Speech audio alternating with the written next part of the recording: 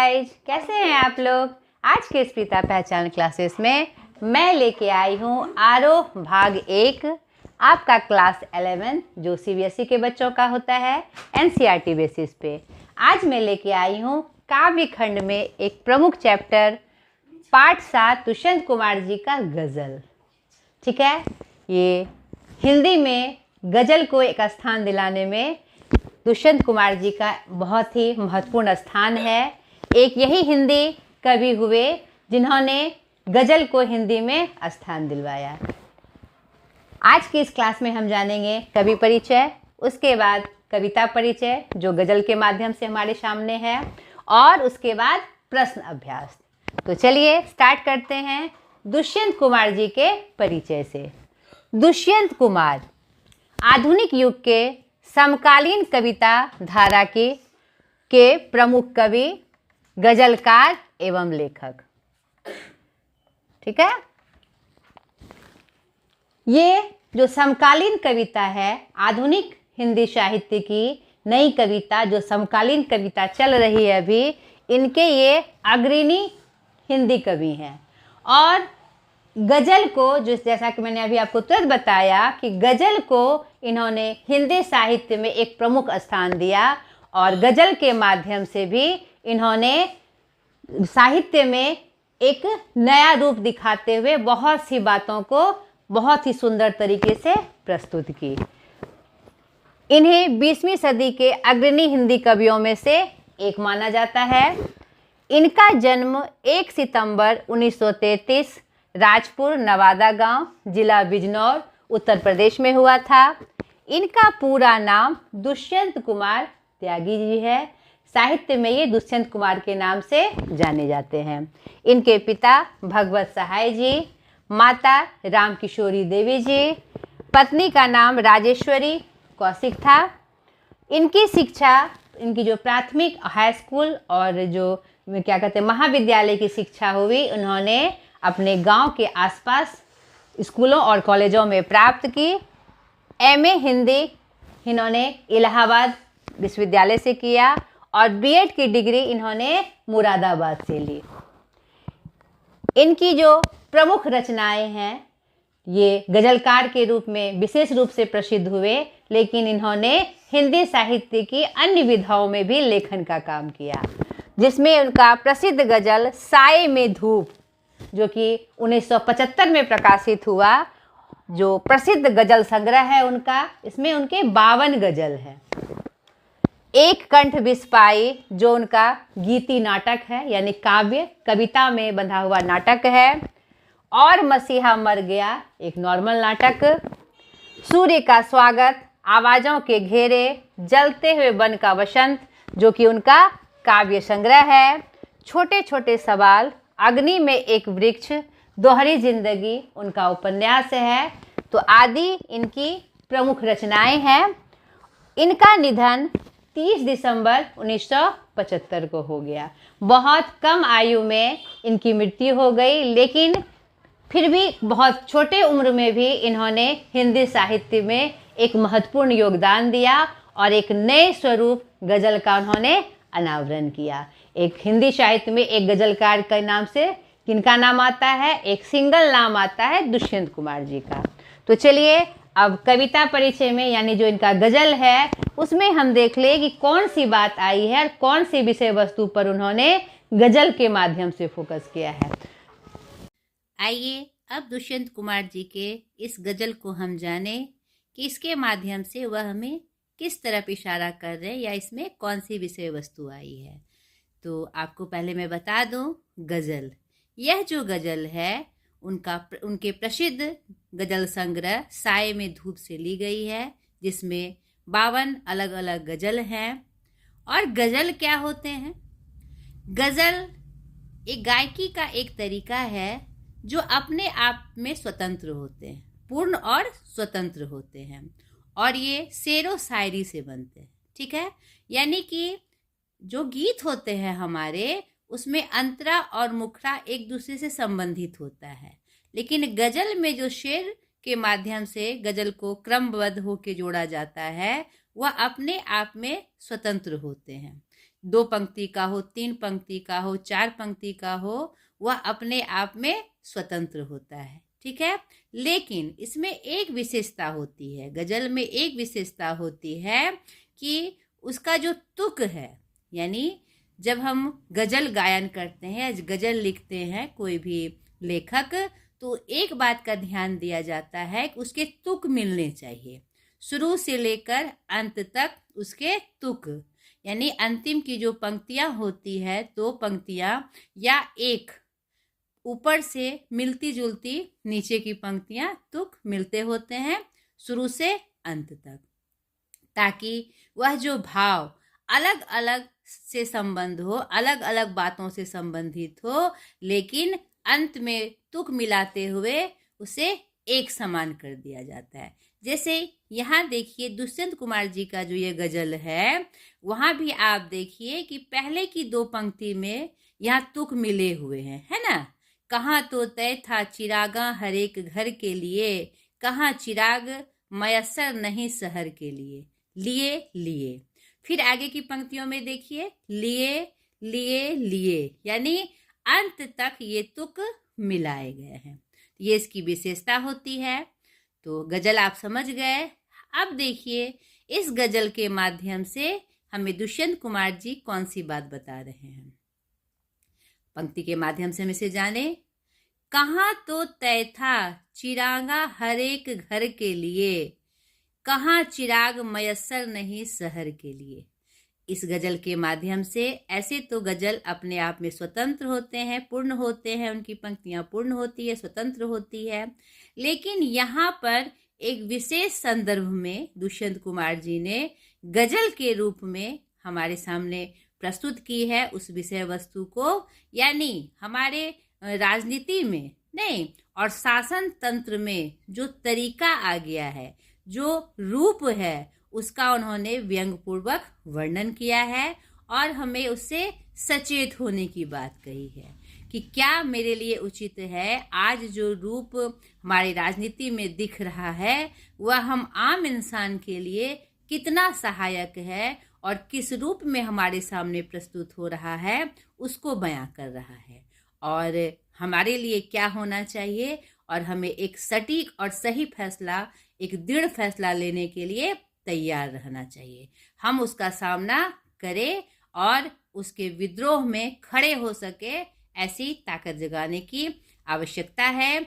और हम एक साथ होकर उस जो शासन तंत्र है, जो हमारे लिए उल्टा व्यवहार कर रहा है, गलत व्यवहार कर रहा है, उसके सामने खड़ा हो सके। तो देखिए पंक्तियों के माध्यम से, कहाँ तो तय था चिरागा हर एक घर के लिए, कहाँ चिराग मयसर नहीं शहर के लिए। प्रस्तुत पंक्ति के माध्यम से दुष्यंत कुमार जी यह संकेत दे रहे हैं कि जब चुनाव का समय आता है या कोई भी जो शासन तंत्र मतलब उसके फेवर के लिए कोई जब बात आती है, तो वह हमसे लंबे चौड़े वादे करते हैं। नहीं, एकदम किसी को अपना पद लेने के लिए जब आम जनता की सहायता की आवश्यकता होती है, तो वह बड़े बड़े वादे करते हैं, हम आपके लिए ये बनाएंगे, वो बनाएंगे। चिरागा मतलब होता है सुविधाएं, व्यवस्थाएं, ठीक है, हर एक तरह की। कहाँ तो वादे किए जाते हैं कि हमें हर तरह की व्यवस्था दी जाएगी, सुविधाएं दी जाएगी। चिरागा यहाँ पर संकेत है। चिरागा का मतलब क्या है? व्यवस्थाएं या सुविधाएं दी जाएगी। ये तय किया गया रहता है कि हाँ, आपको सारी व्यवस्थाएं दी जाएगी। लेकिन यहाँ बाद में क्या होता है, एक रोशनी भी, एक चिराग, चिराग मतलब क्या होता है? रोशनी, यानी एक सुविधा भी शहर को नहीं दी जाती है, आम जनता को नहीं दी जाती। एक सुविधा, यहाँ अनेक सुविधाओं की क्या बात, यहाँ एक सुविधा, यहाँ तक कि अंधेरा है, कुछ भी कहीं से भी कोई सीधी राह या स्पष्ट राह हमारे सामने नहीं दिखती। एक चिराग, एक सुविधा भी हमारे लिए यहाँ पर नहीं होती है। आगे देखिए, यहाँ दरख्तों के साए में धूप लगती है, चलो यहाँ से चले और उम्र भर के लिए। कितनी सुंदर पंक्ति। और ये गजल है, इसे हम कविता के रूप में ना पढ़े, गजल के रूप में पढ़े तो ये और सुंदर और आकर्षक लगती है। यहाँ दरख्तों के साए में धूप लगती है, चलो यहाँ से चले और उम्र भर के लिए। दरख्तों का मतलब क्या होता है? पेड़ पौधों। नहीं, अरे यहाँ पर दरख्तों के साए में भी धूप लगती है, यानी क्या कहते हैं, जो सुविधाएं हमें प्राप्त है, क्या कहते हैं, प्रशासन के तौर पर जो सुविधाएं हैं, लेकिन वहाँ से भी क्या होता है, हमें सुविधाएं नहीं प्राप्त होती है। वहाँ से तो हमें धूप लगती है, यानी उनके माध्यम से जो हमें सुविधाएं दी जाती है और जिनके साए में रहकर, यानी जिनकी छाया में रहकर हमें सब कुछ प्राप्त होना होता है, वह हमें प्राप्त नहीं होता। ऊपर से हमें तपिश ही महसूस होती है, दुख ही सहना पड़ता है। उनके माध्यम से जहाँ से हमें सुख सुविधा मिलनी चाहिए, वहाँ पर हमें कष्ट ही प्राप्त होता है। तो क्या फायदा ऐसे शासन तंत्र में रहने से? क्या फायदा ऐसे झूठे आस में रहने से? क्या फायदा? यहाँ तो सुविधा जो देने वाले लोग हैं वही हमें क्या करते हैं? कष्ट देते हैं। यानी पेड़ की छाया में यहाँ धूप मिलती है नहीं, तो चलो यहाँ से सब सदा के लिए, उम्र भर के लिए यहाँ से चले चले, तभी हम सही जीवन का सही आईना देख पाएंगे। आगे देखिए, ना हो कमीज तो पांवों से पेट ढक लेंगे। ये लोग कितने मुनासिब हैं इस सफर के लिए। यहाँ पर उस आम जनता पर यहाँ कटाक्ष किया गया है कवि के द्वारा, दुष्यंत जी के द्वारा, कि यहाँ पर आम जनता की हालत स्थिति है, इतनी जर्जर है, ये इतने मतलब कि खौफ मंजर में जीते हैं। यानी इन्हें अगर कमीज ना मिले, यानी सुख सुविधा ना मिले, तो जैसी इनकी स्थिति है वैसा ही जीवन यह जी लेते हैं। यानी कमीज ना मिले, तन ढकने के लिए कपड़ा ना मिले, तो पेट को, पांवों से पेट को ढककर यह जीवन काटने वाले हैं और अपनी आवाज बुलंद नहीं करते। जैसे इन्हें रखा जाता है वे वैसे ही रहते हैं, इतना खौफ है इनके अंदर। और ये उस क्या कहते हैं, दुर्गति करने वाले समाज के प्रति, शासन तंत्र के प्रति अपनी आवाज बुलंद नहीं करते। ये लोग कितने मुनासिब हैं। यानी यह जो सफर हम शुरू कर रहे हैं, एक नए जीवन का, एक अच्छे सफर का, स्वतंत्रता का, कि हमें भी वैसा जमीन मतलब कि मयस्सर हो जहाँ पर हम खुलकर सांस ले। तो ये लोग की ऐसी स्थिति है कि जिनकी जैसी अवस्था है उसी में वो रहना चाहते हैं। क्या ये सफर के लिए, इस जो हमारा जो सफर है, नया सफर है, ताकि हम खुली हवा में सांस ले सके, तो क्या यह मुनासिब, मतलब ये सही रूप में है, इस सफर पर चलने लायक है? यानी उसके अंदर हमें जागृति लानी होगी। यह विद्रोह का जो स्वर है उसे उठाना होगा, उसे जगाना होगा कि हमारी क्या आवश्यकता है। आगे देखिए, खुदा ना सही आदमी का ख्वाब सही, कोई हसीन नजारा तो है नजर के लिए। खुदा नहीं, यानी भगवान है या नहीं, किसने देखा है? नहीं, लेकिन हम भगवान को मानते हैं ना, कि कोई ऐसी शक्ति पुंज है जो इस संसार को चला रही है, और वह उस खुदा के माध्यम से जो हमने जो प्रकृति मिली है, हमें जो सुंदर रूप में प्रस्तुत है, पहाड़, पर्वत, नदी, झरने और बहुत सारे जीने के ख्वाब, वह हमें प्राप्त हुए हैं। तो यह जो ख्वाब है आदमी का ख्वाब होता है, ये तो भगवान का ख्वाब नहीं है। इंसान ख्वाब देखता है कि हम आगे बढ़े, खुश रहे, खुशहाली से रहे, शांति से सांस ले। यही तो हमारे जीने के लिए सबसे बड़ा हथियार है। ख्वाब तो है हमारे अंदर, कोई हसीन नज़ारा तो है नज़र के लिए। यह जो प्रकृति प्रदत्त भगवान ने हमें यह जो नज़ारा दिया है, भगवान को हमने नहीं देखा, लेकिन उन्होंने जो ये नज़ारा हमें दिया है प्रकृति के रूप में और एक जीवन जीने की ललक के रूप में, वह तो हमारे पास है। तो हमें उसको पूरा करने के लिए, इस अपने हमारे अंदर जो सपने हैं उसे पूरा करने के लिए हमें आगे आना होगा। नहीं एक कोई हसीन नज़ारा, यानी कि उस जो हम ख्वाब देखते हैं कि हम भी खुलकर सांस ले, आगे बढ़े, तो यही एक हथियार है हमारे आगे बढ़ने के लिए। वे मुतमईन है कि पत्थर पिघल नहीं सकता, मैं बेकरार हूँ आवाज में असर के लिए।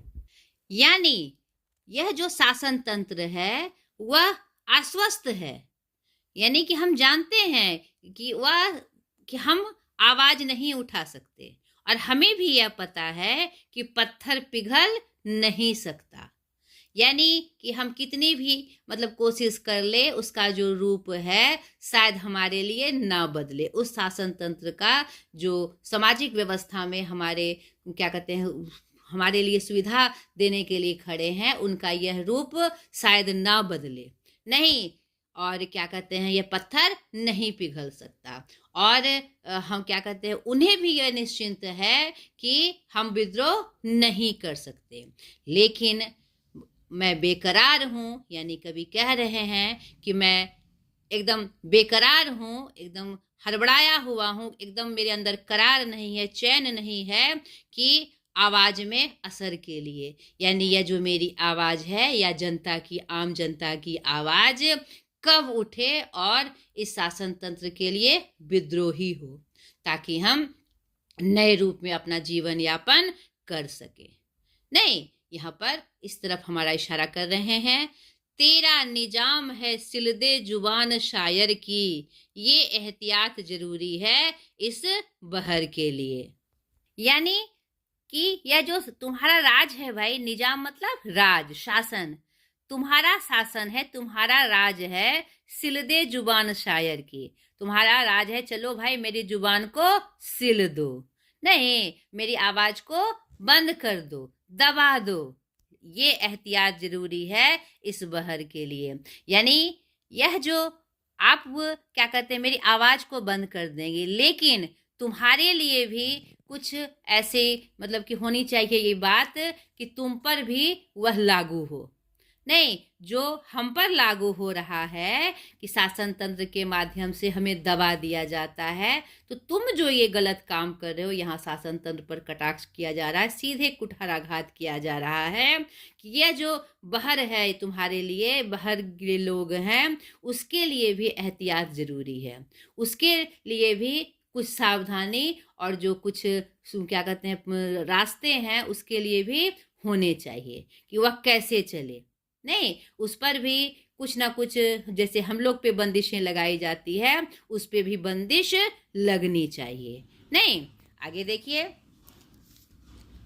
जिए तो अपने बगीचे में गुलमोहर के तले, मरे तो गैर की गलियों में गुलमोहर के लिए।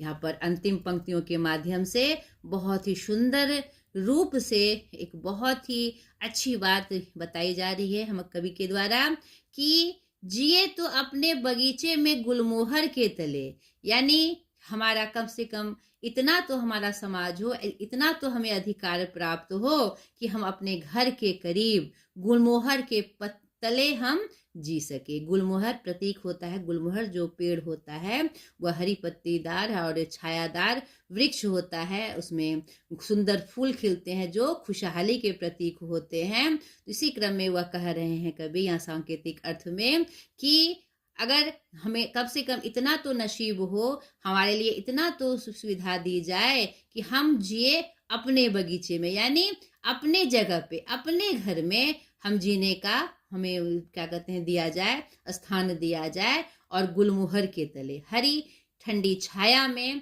और क्या कहते हैं सुंदर फूलों में, यानी कि खुशहाली में कम से कम हम जी सके। और यहाँ पर गुलमोहर सांकेतिक अर्थ में है मानवीय संवेदना से भरे हुए।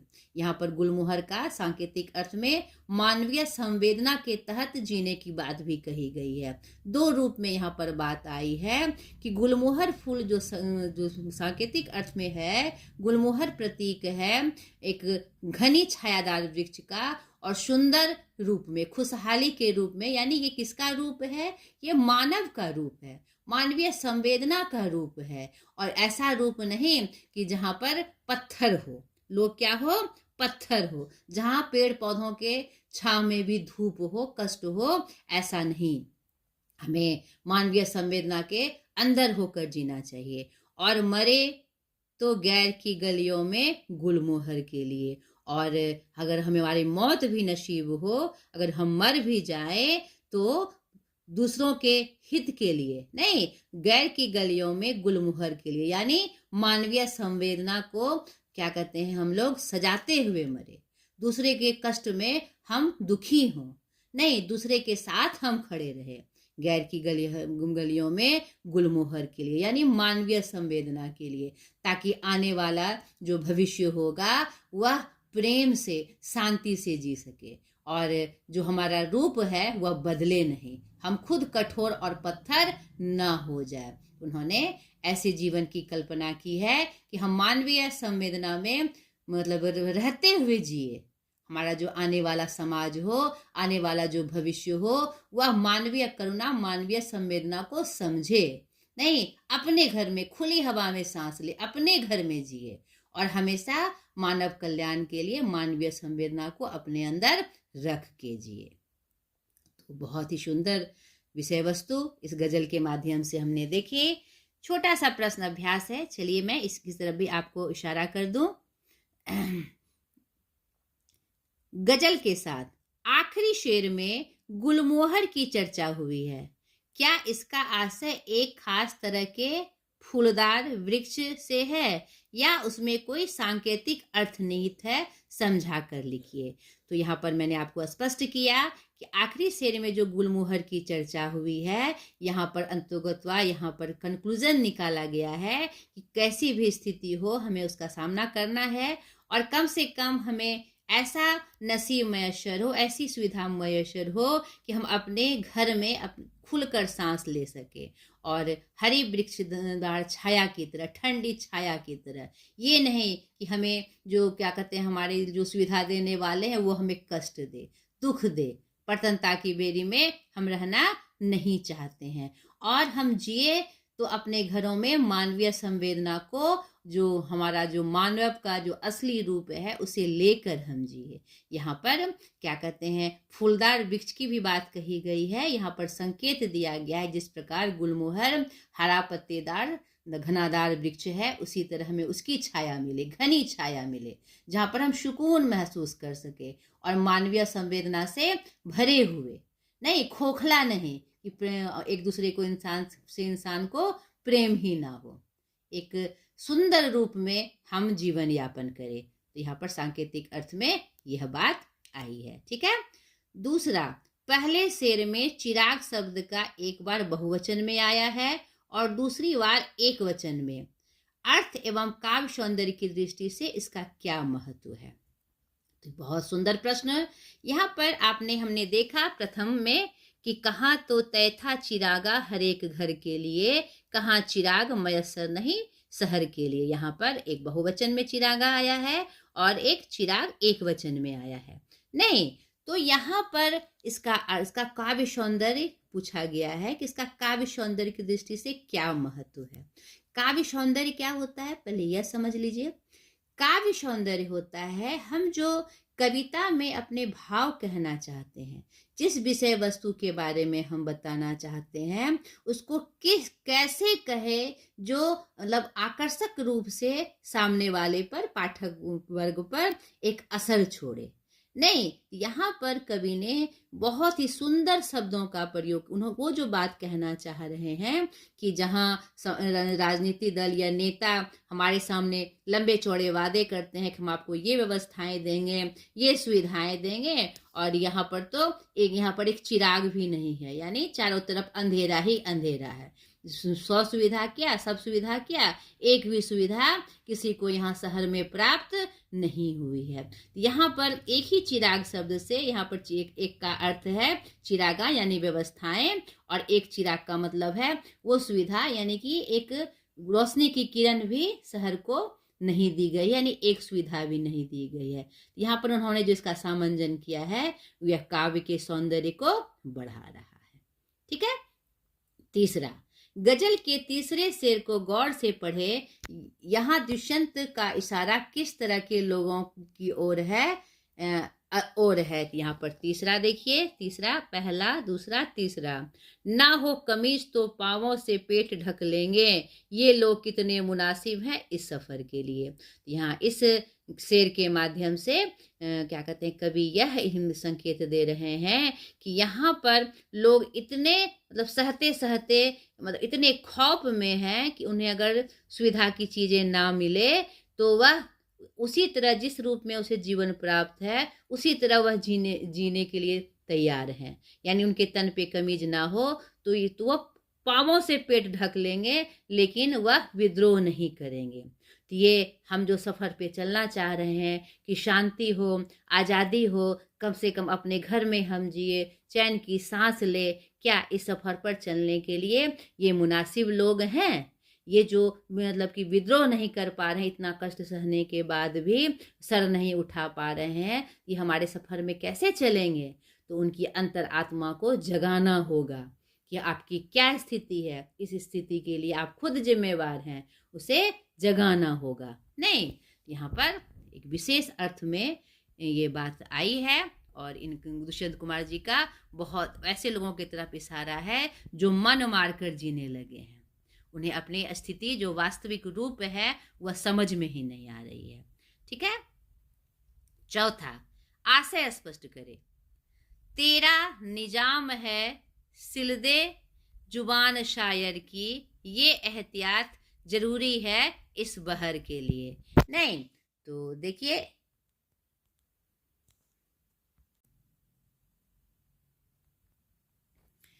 यहां पर कह रहा है तेरा निजाम है, यानी तुम्हारा राज है, तुम्हारा शासन है सिलदे जुबान शायर की, कि तुम मेरी आवाज को दबा दो, शिल दो। मैं जो बात कह रहा हूँ ये शायर के रूप में, इससे मतलब गजल के रूप में यह बात हम तक पहुँचा रहे हैं। और गजल किससे बनती है? शेरों शायरी से। नहीं तो इसी क्रम में यह बात आई है कि तुम्हारा राज है भाई, वो उस शासन तंत्र पर सीधे कुठाराघात कर रहे हैं, कटाक्ष कर रहे हैं। हाँ भाई, तुम्हारा राज है, तुम क्या कहते हैं, सिल दे जुबान शायर की, मेरी जुबान को बंद कर दो, सिल दो, दबा दो। ये एहतियात जरूरी है इस बहर के लिए। यानी कि यह जो छंद है, ठीक है, मुझे एहतियात मतलब कि रखने की जरूरत है, लेकिन यह एहतियात सबके लिए होना चाहिए। यहाँ दूसरे अर्थ में भी ये बात स्पष्ट है कि यह एहतियात जरूरी है इस बहर के लिए, इस छंद के लिए। ठीक है, मुझे एहतियात करना चाहिए, लेकिन यह एहतियात है तुम्हारे लिए भी होनी चाहिए। यह जो बंदिश है तुम्हारे लिए भी होनी चाहिए। नहीं, सिर्फ मेरे लिए ही नहीं है। शासन तंत्र को जो अधिकार प्राप्त है वह आम जनता की जुबान बंद कर दे तो तुम जो मेरे साथ कर रहे हो, तुम क्या कहते, उस पर भी एहतियात जरूरी है। नहीं, तुम पर भी कोई ना कोई बंदिश वाला कानून होना चाहिए जो तुम मेरे ऊपर कर रहे हो। यहाँ पर चौथा प्रश्न, आशय स्पष्ट करे। तो इस तरह का जब प्रश्न आता है तो हम पहले क्या करते हैं? पाठ का परिचय देते हैं, नहीं फिर कवि का परिचय देते हैं, और फिर पाठ का मुख्य भाव बताते हुए पंक्ति से उसे संदर्भित करते हैं। तो प्रस्तुत पंक्ति हमारे पाठ्य पुस्तक के काव्य खंड से ली गई है। यहाँ दुष्यंत गजल पाठ से ली गई है, और जिसके कवि कौन है? दुष्यंत कुमार, यानी गजलकार कौन है? दुष्यंत कुमार। यहाँ पर एक बात और आपको बता दूं मैं कि गजल में कोई शीर्षक नहीं होता है, ठीक है, इसीलिए यहाँ शीर्षक में गजल दिया गया है। यहाँ शायर का शेरो शायरी का क्रमबद्ध रूप होता है, और यहाँ पर उसका विशेष कोई जो क्या शीर्षक है वह नहीं होता है। ठीक है, वो अपने आप में स्वतंत्र होते हैं। मैंने परिचय में भी बताया, आपको शुरुआत में ही बताया, तो यहाँ पर ये बात भी आप याद रखिएगा। तो इस प्रस्तुत पंक्ति गजल से ली गई है, जिसके कवि गजलकार दुष्यंत कुमार जी हैं। इस गजल के माध्यम से, अलग अलग शेरो शायरी के माध्यम से शासन तंत्र का जो रूप है उनकी तरफ वह हमारा इशारा कर रहे हैं, बता रहे हैं कि यह कौन से रूप में हमारे सामने है और कैसे हमें मतलब अंदर से कमजोर बना रहे हैं। नहीं, लेकिन अगर हम उसकी तरफ जबान नहीं उठाए, आवाज बुलंद नहीं किए, तो फिर जो हमारा सही रूप से हमारा जीवन है वो आगे नहीं बढ़ सकता। कम से कम हमें इतना तो प्राप्त हो कि खुली हवा में हम सांस ले सके, अपने घर में शांति से छायादार रूप में रह सके, इतना हमें मिलना ही चाहिए। और मानवीय करुणा के साथ एक दूसरे का सहयोग करते हुए हम जिए, इतनी स्वतंत्रता हमें मिलनी ही चाहिए।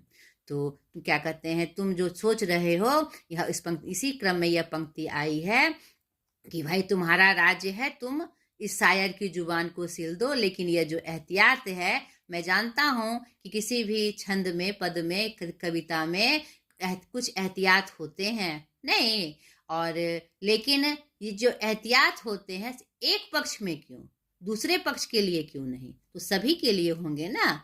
तो यहाँ पर अगर वहाँ जुबान बंद करने का तुम्हें अधिकार प्राप्त है, तो तुम जो करते हो, यहाँ पर शासन तंत्र पे सीधे वार करते हुए कहा जा रहा है कि तुम जो अपना कृत्य करते हो, तुम पर भी बंदिशें होनी चाहिए, तुम्हें भी एहतियात बरतना चाहिए, नहीं, तुम्हें भी सावधानी बरतनी चाहिए। एहतियात मतलब सावधानी, ठीक है। गजल के आसपास दुष्यंत की इस गजल का मिजाज बदलाव के पक्ष में है, इस कथन पर विचार करिए। तो हमने अभी यहाँ पर देखा, जब हम इनका अर्थ देख रहे थे, कि यह जो दुष्यंत कुमार जी का यह गजल है, जो हम क्षुब्ध होकर जी रहे हैं, दबाव में जी रहे हैं और विद्रोह की आवाज नहीं उठा रहे हैं, तो यह गजल उस बदलाव के पक्ष में है। अब हमें बदलना होगा, नहीं हमारे हम खुद क्या कहते हैं, हम हमारे जो सपने हैं अब पूरे होने चाहिए। अब कब तक हम उस आशा में कि सामने वाला क्या कहते हैं हमें सुख सुविधा देगा, या सामने वाला हमारे काम आएगा, कब तक हम इंतजार करेंगे। अब उस झूठी मोह माया से हमें निकलकर खुद वो आसमान तय करना है जिसमें हम खुलकर सांस ले सके। दूसरा देखिए, हमको मालूम है जन्नत की हकीकत, लेकिन दिल के खुश रहने को गालिब ये ख्याल अच्छा है। दुष्यंत की गजल का चौथा शेर पढ़े और बताए कि गालिब के उपयुक्त शेर से यह किस तरह जुड़ता है। तो चौथा हम देखें, खुदा ना सही आदमी का ख्वाब सही, कोई हसीन नज़ारा तो है नज़र के लिए। बिल्कुल यहाँ पर बिल्कुल उनसे मिलता जुलता ये गजल है कि हमको मालूम नहीं जन्नत की हकीकत, लेकिन दिल के खुश रहने को गालिब ये ख्याल अच्छा है। यानी कि जन्नत में क्या है, स्वर्ग में, जन्नत मतलब स्वर्ग, स्वर्ग में क्या है, जन्नत में क्या है, हम किसी को मालूम नहीं, लेकिन हम दिल को खुश रखने के लिए मन में रखते हैं कि जन्नत में सारी सुविधाएं होंगी, बहुत सुंदर वो जगह होगा, हम ये ख्याल लाते हैं नहीं, और जीते हैं। तो ये ख्याल अच्छा है। उसी प्रकार खुदा नहीं है, खुदा है कि नहीं है यह हम नहीं जानते, नहीं, लेकिन खुदा ने जो हमें प्रदत्त किया है प्रकृति के रूप में सुंदर रूप, वह नज़ारा तो हमारे पास है, वही हमारे जीने के लिए काफ़ी है, वही हमारे जीने के लिए सही हथियार है। अगर हमारे अंदर ख्वाब ना हो, जीने की ललक ना हो, वो प्रकृति प्रदत्त चीज़ों के प्रति मोह ना हो, तो हम जी नहीं पाएंगे। ये दोनों एक दूसरे से मेल खाती है। तीसरा, यहाँ दरख्तों के साये में धूप लगती है, यह वाक्य मुहावरा की तरह अलग अलग परिस्थितियों में अर्थ दे सकता है। मसलन यह ऐसी अदालतों पर लागू होता है जहां इंसाफ नहीं मिल पाता। नहीं, कुछ ऐसी परिस्थितियों की कल्पना करते हुए निम्नांकित अधूरे वाक्यों को पूरा करो। यहाँ दरख्तों के साये में धूप लगती है का मतलब है जो सुविधा देने वाले हैं वही हमारा क्या करते हैं, शोषण करते हैं। यानी वहाँ पर जहाँ हमें इंसाफ मिलना चाहिए वहाँ इंसाफ मिलता ही नहीं। जो हमारे लिए सुखकारी होना चाहिए वही हमारे लिए क्या है, दुखकारी है, कष्टकारी है। नहीं, तो उसी क्रम में कुछ पंक्तियां आई है, वो आपको पूरा करना है। देख ले हम इसको। यह ऐसे नाते रिश्तों पर लागू होता है जो क्या कहते हैं, जो हमारे सामने नए नए रूपों में आते हैं। हम तो आपके अपने हैं, लेकिन मुंह में राम बगल में छुरी वाली स्थिति होती है कि मुंह पे तो कुछ बात करते हैं लेकिन पीठ पीछे हमारी बुराई करते हैं और वह चाहते हैं कि हम नीचे रहे। ठीक है, यह ऐसे विद्यालयों पर लागू होता है जहाँ पर लंबे चौड़े वादे किए जाते हैं हम अभिभावकों से कि मेरे यहाँ बहुत अच्छी पढ़ाई होती है, आप बच्चों को यहाँ भेजें और हर तरह की का पढ़ाई यहाँ होगा, लेकिन वास्तविकता कुछ और होती है। हम लंबी लंबी फीस देते हैं लेकिन वहाँ पर पढ़ाई लिखाई की कोई सुविधा हमें नहीं मिलती है। यह ऐसे अस्पताल पर लागू होता है जहाँ पर क्या कहते हैं, बड़े बड़े रूप में यह दिखाया जाता है, बड़े बड़े मशीन लगे हुए हैं क्या कहते हैं रोगियों के इलाज के लिए, लेकिन वहाँ पर क्या होता है, सही तरीके से इलाज नहीं होता क्योंकि सब लापरवाह हैं। ठीक है, यहाँ पर क्या कहते हैं, जान बचाना मुश्किल है। अस्पताल होता है रोगियों की रक्षा के लिए, लेकिन वहाँ पर रक्षा क्या होगी, बिना वजह वहाँ हम बीमार पड़ जाते हैं। ये ऐसी पुलिस व्यवस्था पर लागू होता है जहाँ पर पुलिस आम जनता के सहायता के लिए होती है, लेकिन पुलिस घटना होने के बाद वहाँ पर पहुँचती है। तो यहाँ पर उसका क्या तात्पर्य हुआ कि यहाँ दरख्तों के साए में धूप लगती है। ठीक है, ये छोटा सा अभ्यास भी आपका यहीं पर समाप्त हुआ। आशा करती हूँ ये पाठ आपको अच्छे से समझ में आ गया होगा। ये जो गज़ल के रूप में हमने जाना, एक नया रूप हमने देखा। तो आज तक के लिए इतना ही। अगले वीडियो में एक नए पाठ के साथ मैं फिर हाजिर होंगी।